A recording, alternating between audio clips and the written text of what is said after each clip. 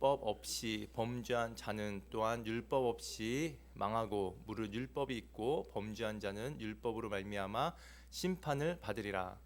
하나님 앞에서는 율법을 듣는 자가 의인이 아니요 오직 율법을 행하는 자라야 의롭다 하심을 얻으리니 율법 없는 이방인이 본성으로 율법의 일을 행할 때에는 이 사람은 율법이 없어도 자기가 자기에게 율법이 되나니 이런 이들은 그 양심이 증거가 되어 그 생각들이 서로 혹은 고발하여 혹은 변명하여 그 마음에 새긴 율법의 행위를 나타내느니라. 함께 읽겠습니다. 곧 나의 복음에 이른 바와 같이 하나님이 예수 그리스도로 말미암아 사람들의 은밀한 것을 심판하는 그날이라. 아멘. 오늘 또 예배 가운데 오신 우리 사랑하는 청년 여러분들 반갑고 환영합니다. 오늘 설교 제목은 공정한 재판장이신 하나님이란 제목으로 같이 말씀을 보도록 하겠습니다. 자, 우리가 계속해서 로마서 말씀을 보고 있습니다. 지난 시간에 잠깐 사랑에 대해서 말씀을 보고 사랑을 점검했어요. 사랑을 하면 여러분 어떻습니까? 두려움이 없어진다. 사랑 많이 하시길 바라겠습니다.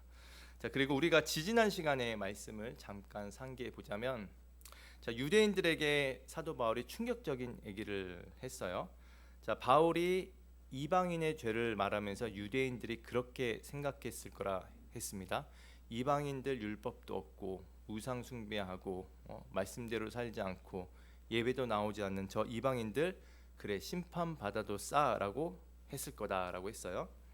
자, 그러면서 이제 손가락질을 했었는데 사도 바울이 어떻게 했습니까? 그 유대인들에게 그 손가락을 다시 돌립니다. 그러면서 사도 바울이 이런 얘기를 하죠. 남을 판단하는 너희도 죄인이다라고 얘기를 했어요.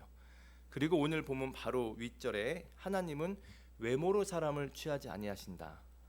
아무리 내가 거룩하게 보이고 예배당에 나와도 하나님이 그걸로 우리의 신앙을 판단하시는 게 아니다라고 하셨죠. 그래서 유대인도 심판받고 이방인도 심판받는다. 그래서 우리가 지난 시간에는 누가 심판받는가였습니다. 여러분, 지난 시간에 누가 심판받습니까? 이방인도 심판받고 유대인도 심판받는다. 또 오늘 본문은 여러분 같이 읽어봤지만 또 다른 질문으로 시작을 해요. 그게 무엇인가? 하나님은 무엇을 기준으로 심판하시는가? 이제 기준을 말씀하세요. 여러분, 하나님은 공정하신 하나님이십니다. 여러분 믿으십니까? 공정하신 하나님이에요. 여러분, 율법을 받은 유대인과 율법을 받지 않은 이방인과 같은 기준으로 심판하시면 그건 공의로운 하나님이시겠습니까? 여러분이 예수님 믿는 부모 밑에서 태어났어요. 모태신앙입니다. 그 자녀와 불교 집안에서 자란 그 자녀, 하나님께서 불교 집안에 자란 그 아이를 모태신앙에 있는 그 율법을 가지고 하나님께서 심판하시겠냐라는 것이죠. 그러니까 하나님의 기준은 어떤가? 오늘 말씀을 통해서 우리에게 이방인과 유대인의 기준에 대해서 말씀해 주세요. 심판의 기준을. 그래서 하나님께서 어떻게 심판하시는가? 하나님은 여러분, 제가 먼저 답을 말씀드리자면 각 사람에게 주어진 책임대로 심판하십니다. 각 사람에게 주어진 책임대로. 자, 12절 한번 같이 한번 읽어보겠습니다. 자, 시작. 무릇 율법 없이 범죄한 자는 또한 율법 없이 망하고 율법 있고 범죄한 자는 율법으로 말미암아 심판을 받으리라. 율법을 받은 사람이 여러분 누구일까요? 유대인들이죠. 유대인들이 율법을 받았습니다. 자, 하나님을 말씀을 받았어요. 그러면 유대인들이 어떻게 생각할까요? 아, 우리는 특별한 사람이다. 선민 사상을 갖고 있다고 하잖아요. 그죠? 우리는 저 이방인과 다르다라고 그렇게 생각했을 거예요. 근데 사도 바울이 말합니다. 율법이 있다고 심판을 피하는 것이 아니다라고 얘기했어요. 율법이 있고 범죄한 자는 율법으로 말미암아 심판을 받으리라 이렇게 얘기하고 있습니다. 율법을 하나님께 주셨는데 우리는 달라. 우리는 하나님께서 말씀을 주셨고 그래서 우리 이방인과 뭔가 다르다라고 했지만 어떻습니까? 여러분, 하나님께서 십계명을 주셨습니다. 그런데 보세요. 부모를 공경하라라고 말씀하셨는데 그 율법을 주셨어요. 근데 이걸로 좋아할 게 아니라 율법을 만약 우리가 부모를 공경하지 못하면 어떻게 됩니까? 그 율법을 저버리게 되는 거잖아요. 그죠? 율법의 기준이 있기 때문에 그 말씀을 지키지 못했을 때 하나님께서 심판을 하시겠다라고 말씀하시는 거예요. 율법 있는 자에게 율법으로 심판하시겠다. 여러분 이 율법을 가진 자들은요 책임의 무게가 다릅니다. 책임이 있어요. 여러분이 율법을 주셨다, 하나님 말씀을 주셨다, 이제 기뻐하실 수도 있겠지만 그 말씀을 갖고 있다라는 것은 우리에게 엄청난 책임이 있다라는 거예요. 여러분 예를 들어서 제가 무술 유단자를 예를 한번 들어보겠습니다. 여러분 무술 유단자들이 태권도 막 1단 이렇습니다. 근데 지나가다가 폭행 사건에 휘말렸다고 생각해 보세요. 그 무술 유단자들은 여러분 쉽게 손 쓰지 않습니다. 발로 막 태권도 하잖아요. 왠 줄 아세요? 그만큼 책임이 큽니다, 여러분. 판사 재판장에 딱 섰을 때 유단자다 그러면 그 책임이 있기 때문에 가해진다라는 거예요. 책임이. 그러니까 그 위험성을 알고 있는 것입니다. 일반인보다. 자, 그런데 마찬가지예요, 여러분. 말씀을 모르는 사람들과 수년 동안 하나님 말씀을 가지고 살아온 우리 유대인들, 믿음의 사람들은 그 책임이 다르다라는 거예요. 하나님께서 어떻게 평가하시는가? 똑같이 평가하실 수 없는 것입니다. 여러분 유단자는 유단자답게 평가하실 수밖에 없어요. 세상의 재판관도 그렇게 평가합니다. 그래서 여러분도 다 유단자세요, 여러분. 말씀을 가진 유단자들. 여러분 하나님께서 어떻게 평가하시는가? 책임을 하나님께서 물으신다라는 것입니다. 여러분 여기서 중요한 사실 하나 있어요. 우리가 율법이 있다고 구원을 받는 것이 아닙니다. 성경이 있다고 우리가 구원을 받는 게 아니에요. 우리가 왜 구원을 받습니까? 죄에서 예수님이 우리 죄를 다 대속하셔서 우리가 죄가 깨끗해진 거잖아요. 그래서 구원을 받는 것입니다. 우리가 심판을 왜 받는가? 죄 때문에 심판받는다라는 것입니다. 그런데 오늘 이 말씀은 율법 있는 자도 어떻게 해요? 죄를 져요. 저 이방인들 하나님이 말씀을 주셨는데 이 말씀대로 안 사네 라고 하지만 사실 그 말씀대로 살지 못하는 게 또 유대인입니다. 유대인도 어떻게 해요? 죄를 짓고, 그리고 이방인도 우리가 앞에서 봤지만 죄를 짓습니다. 그래서 똑같이 죄 때문에 심판받을 수 없는 존재다라고 하고 있는 거예요. 아까도 얘기했지만 유대인들이 얼마나 자랑했겠어요. 그죠? 율법 하나님께서 우리에게 주신 특별한 자랑거리라 생각을 했는데, 근데 하나님께서 우리에게 주신 이 율법은 책임이다라는 겁니다. 책임. 여러분 우리에게 무엇이 있습니까? 하나님의 말씀이 있습니다. 성경을 가지고 있어요. 근데 우리가 성경 지식도 있고 이럴 때 난 너희랑 달라. 나는 뭔가 오랫동안 신앙생활했고 지식을 갖고 있는 사람이야라고 해서 우리가 자랑을 하는 것이 아니라 그것만큼 우리가 또 책임이 있다라는 것입니다.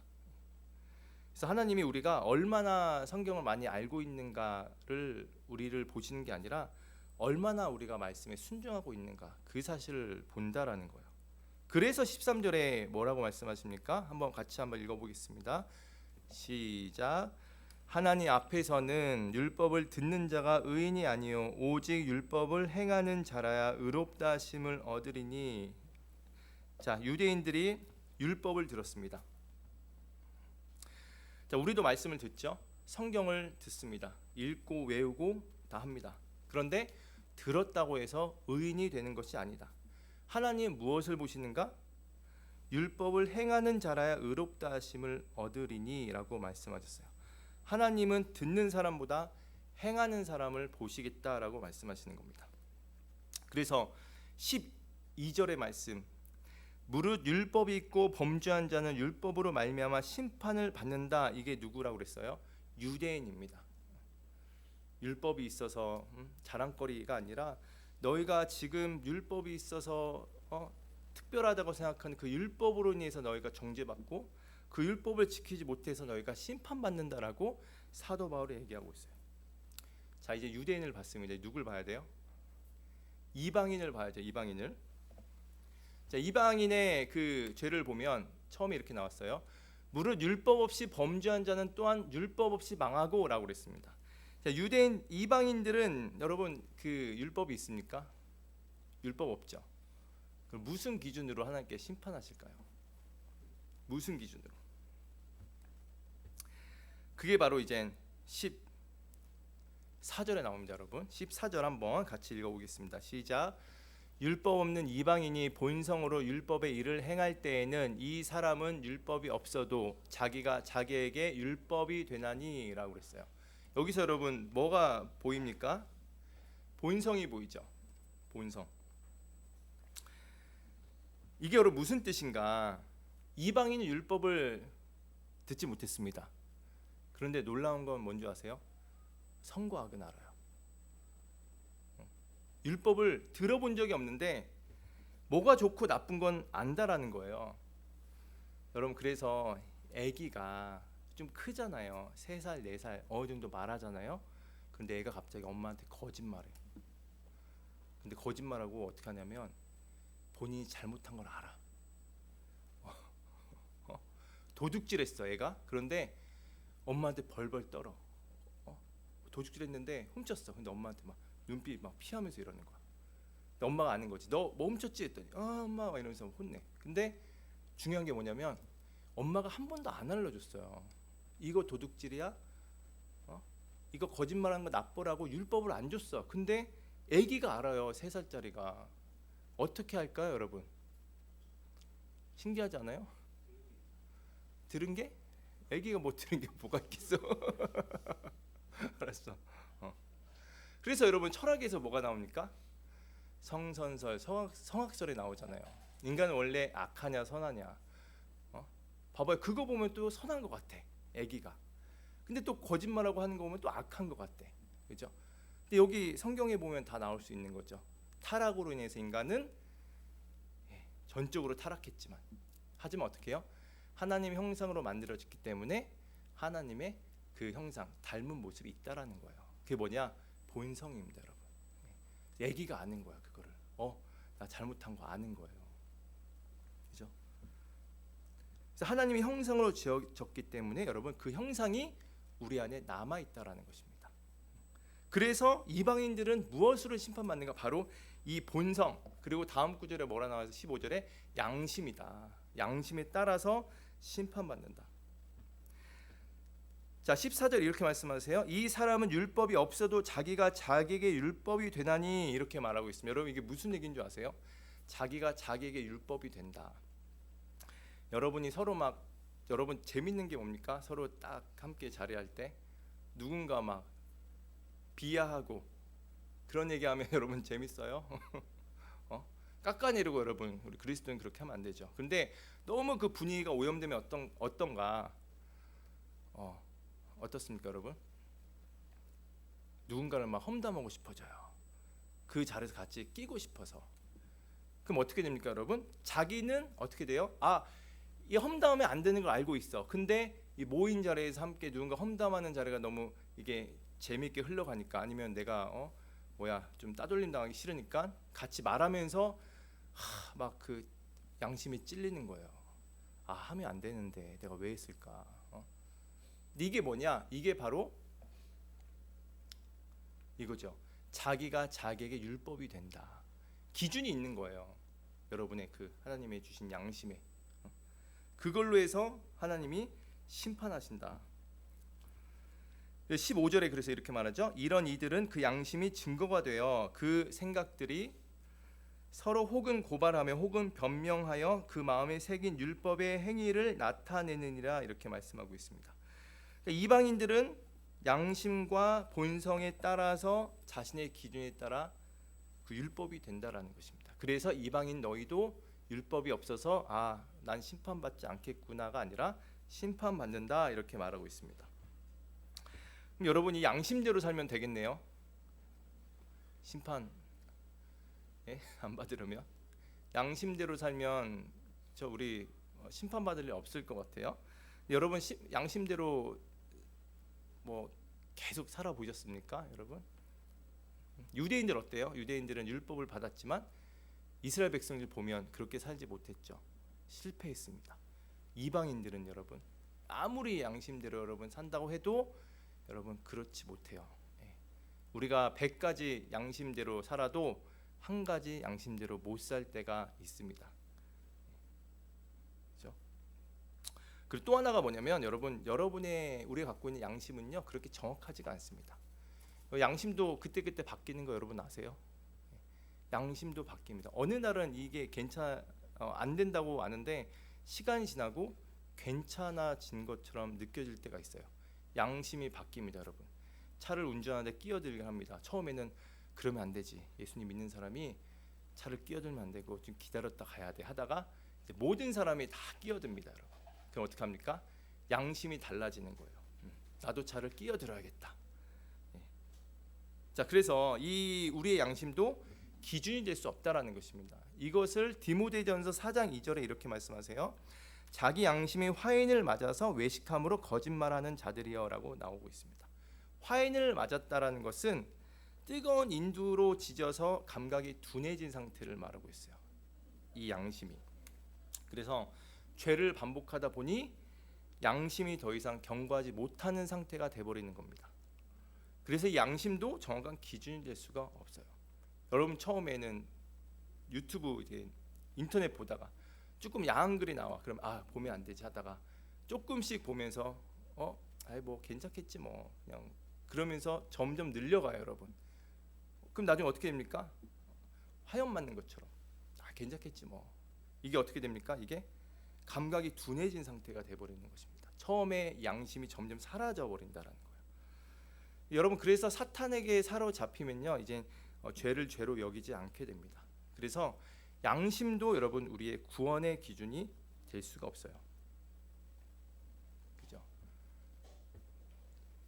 그래서 유대인도 여러분 심판의 그 기준이 뭡니까? 하나님 율법이고 율법이 없는 이방인들은 그들의 양심과 그들의 본성에 의해서 심판받는다. 그리고 그 양심도 뭐 정확하지 않다. 그때그때 달라진다라는 것이죠. 여러분 많은 사람들이 이렇게 질문합니다. 이순신 장군은 어떻게 되겠습니까? 라고 여러분 질문하시면 계세요. 웃으시는데 들어본 적 있어요, 여러분? 이순신 장군. 왜냐하면 우리나라 복음이 들어온 때가 언제입니까? 1700년대 복음이 천주교로 처음 들어왔었죠. 이순신 때는 언제예요? 1500년대. 복음을 못 들었습니다, 여러분. 그럼 이순신은 어떻게 하겠냐라는 것이죠. 네? 그렇죠? 여러분 왜 근데 이순신 장군이 사람이 왜 심판받는 줄 아십니까? 복음을 못 들어서 심판받는 게 아니라 죄 때문에 심판받는 거예요. 그렇죠? 그리고 하나님께서 로마서 우리가 1장 20절에 봤지만 하나님께서 뭐라 말씀하셨냐면 일반 계시를 통해서 하나님께서 창조 세계에 나를 나타내셨다라고 하신 말씀이 있어요. 그게 바로 로마서 1장 20절입니다. 자, 뭐라고 하세요? 창세로부터 그의 보이지 아니하는 것들 곧 그의 영원하신 능력과 신성이 그가 만드신 만물에 분명히 보여 알려졌나니 그러므로 그들이 핑계하지 못할지니라. 복음이 들어오지 않아도 하나님께 알만한 것들을 다 주셨다. 이순신 장군이 어떻게 될 것인가라는 것은 하나님께서 거기에 맞게 평가하실 일입니다, 여러분. 그런데 이순신 장군이 심판받을 수밖에 없는 그 첫 이유는 뭐냐? 죄 때문이라는 거예요. 죄 때문에. 오늘 본문은 그 얘기를 하고 있는 거예요. 아무리 이순신 장군이 위대한 인물이지만 오늘 본문을 보면 얼마나 위대한 사람인가가 아니라 죄가 있는가라는 것을 우리에게 말씀하고 있다라는 것이죠. 그런데 법이 없는 이방인도 심판받고 죄인이고 법을 가지고 있는 유대인도 죄인이다. 그리고 율법이 우리를 살립니까? 율법이 우리를 살리지 못하고 양심도 우리를 살리지 못하고 결국 둘 다 하나님 앞에 살아남을 수는 없다라고 말씀하고 있어요. 여러분 여기까지 왔습니다. 근데 또 어떤 사람 이럴 수도 있어요. 그래도 나는 겉으로 행하고 그래도 열심히 주님을 섬기고 양심대로 살아온 것 같고 또 유대인들은 율법대로 난 좀 살아온 것 같습니다라고 말할 수 있는 사람이 천에 만에 하나 한 명 있을까 말까 할 수도 있다고 생각해 봐요. 자, 그런데 16절 한번 보겠습니다. 16절. 자, 한번 같이 한번 읽어보겠습니다. 시작. 곧 나의 복음에 이른 바와 같이 하나님이 예수 그리스도로 말미암아 사람들의 은밀한 것을 심판하시는 그날이라. 여러분, 유대인들 중에 난 율법 잘 지킨 것 같아요. 이방인 중에 나는 선하게 산 것 같아요. 본성대로 양심대로 난 그대로 잘 살아왔습니다라고 한들 여러분, 하나님께서 뭐라 하십니까? 아주 은밀한 것까지 심판하신다. 은밀한 것까지 심판할 땐 여러분이 스스로 못 느끼는 것까지 하나님은 다 알고 계신다라는 거예요. 나는 사람들은 칭찬했어요. 와, 누군가를 선을 베푸네라고 했는데 사람들은 박수 치지만 사실 나도 몰랐지만 나의 깊숙한 어느 한 구석에는 인정받고 싶은 그 마음이 있었던 거야. 그 은밀한 것까지 하나님께서 다 어떻게 하신다? 심판하시겠다. 제가 그때도 말씀드렸죠. 우리 교회도 속일 수 있고 저도 속일 수도 있고 가족도 속일 수 있지만 하나님은 속일 수 없다. 왜? 우리의 아주 은밀한 깊숙한 그곳까지도 하나님께서 우리를 심판하시고 바라보시기 때문입니다. 그래서 여러분, 우리가 하나님의 심판대 앞에 선다고 생각해봐요. 하나님께서 우리가 한 말만 보시는 게 아니라 우리가 했던 생각까지 행동과 동기까지 보신다라고 그랬어요. 자, 오늘 말씀을 우리가 보면 여러분 어떻습니까? 유대인들 하나님 말씀대로 살지 못하고 하나님의 기준도 다 채우지 못하고 지금 하나님 앞에 설 수 있는 사람 아무도 없어요. 여러분, 오늘 말씀 보면 유대인도 설 수가 없습니다. 하나님의 기준이 그래요. 이방인도 양심에 따라 살지 못했던 우리도 설 수 없어요. 이순신 장군도 위대한 인물이지만 하나님 앞에 죄가 없는 사람이 아니었습니다. 목사인 저도 당당하게 하나님 앞에 설 수 있는가? 오늘 이 말씀이 하나님 기준이라면 성도님들은, 에덴교회 성도님들은 어떠실까요? 여러분, 청년 여러분은 어떠십니까? 하나님 앞에 당당하게 서실 분 있으십니까? 근데 여러분, 사도 바울이 2장의 결론이 이겁니다. 우리를 지금 이 말씀 보면 벼랑 끝으로 몰아가요. 도저히 살 수 없게끔 만듭니다. 근데 왜 이렇게 할까요? 절망시키려고? 너희 선하게 살아라, 너희 양심에 따라 살아라, 율법대로 살아라, 이 말씀을 우리에게 해주고 싶으신 걸까요? 무슨 말씀을 해주고 싶으시기 위해서 우리가 여기까지 왔을까요? 무엇이냐? 너희 율법으로 안 된다, 너희 양심으로 안 된다, 너 은밀한 그 죄까지 아무리 선하게 살려고 해도 안 된다. 우리에게 누가 필요하냐? 누가 필요합니까, 여러분? 빛으로 오신 예수님이다. 그 예수님을 만나야 된다. 그 예수님을 가져야 된다. 모든 죄에서 절망해서 우리를 끌어내신 예수님을 너희는 붙잡아야 된다라는 말을 해주고 있어요. 여러분, 그걸 여러분 3장에서 얘기하고 있어요. 로마서 3장 10절 미리 가봅니다. 의인이 없나니 하나도 없으며, 그죠 여러분? 유대인 이방인 한 명도 없습니다. 그리고 뭐라 하세요? 로마서 3장 23절 모든 사람이 죄를 범하였음에 하나님의 영광에 이르지 못하더니 라고 말씀하셨습니다. 모든 사람이 죄를 범해서 이순신도 영광에 이르지 못한다. 그런데 로마서 3장 24절에 뭐라고 하세요? 같이 한번 읽어보겠습니다. 시작. 그리스도 예수 안에 있는 속량으로 말미암아 하나님의 은혜로 값없이 의롭다 하심을 얻은 자 되었느니라. 아멘. 사도 바울이 이걸 얘기하고 싶은 거예요. 너희 절망 가운데 있을 때에 너희 스스로 헤어나올 수가 없다. 너희는 다 심판받아야 되는 사람들이다. 그런데 하나님 우리를 너무 사랑하셔서 예수 그리스도를 보내셨다. 그 예수를 붙잡고 믿어라라고 말씀해주고 있는 거예요. 제가 여러분 놀랍게 어제 설교를 마치고 잠을 자는데 꿈에서 여러분 진짜 깜깜합니다. 깜깜한 상황에서 사람들이 절망 가운데 있는 꿈을 꿨어요. 다 절망 가운데. 배경이 그냥 깜깜해요. 막 사람들이 계단에서 앉아서 무릎 꿇고 이렇게 앉아서 푹 고개 숙이고 있고, 그리고 교회를 보여줬는데 교회도 성도들이 다 자. 목사도 졸고 있어. 근데 꾸벅꾸벅 안 하는데 분위기가 다 자요. 그러니까 절망 가운데 있는 거야. 모든 분위기가 다. 야, 근데 아침에 딱 일어나는데 너무 답답한 겁니다. 야, 진짜 희망이 없다. 절망이다. 근데 그 모습이 예수님 없이 살아가는 인류의 모습이라는 거예요. 어둡습니다. 빛 가운데 나아갈 수, 나의 의와 나의 어떤 것으로 할 수 있는 게 아니에요. 누구만 하나님께서 우리에게 뭘 주신다? 빛으로 오신 예수님만 우리에게 생기를 주시고 활력을 주시고 다시 살게 하신다라는 거예요. 그래서 로마서 3장 10절에 아까도 말씀드렸지만 의인은 하나도 없다. 하지만 누구에게 하나님께서 의롭다 하심을 얻은 자 되었다 합니까? 그리스도 예수 안에 있는 속량으로 말미암아 값없이 의롭다 하심을 얻은 자 되었느니라라고 말씀하고 있습니다. 여러분의 의로 살아가는 것이 아니라 여러분 예수님께서 우리를 위해서 십자가 못 박혀 돌아가시고 우리 함께 하시기 때문에 우리가 누구의 의로 살아갑니까? 바로 예수님의 의로 살아가는 것입니다. 여러분의 절망 가운데 있는 여러분을 붙잡고 살아가지 마시고 나에게 의를 주신 온전한 하나님의 그 섭리 가운데 나에게 값없다 의롭다 하심을 얻는 자 되신 그 예수님의 은혜로 살아가셔서 여러분 한 주간 어떤 삶을 삽니까? 여러분이 뭐 잘해도요 자랑할 거 없습니다. 여러분 못해도요 절망 가운데 있을 필요가 없어요. 우리는 누구의 은혜로 살아가는 거예요? 빛으로 오신 예수님을 붙잡고 살아가는 것입니다. 그 의로 살아가는 거예요. 그럴 때 여러분 놀라운 한 주가 될 거라 믿습니다.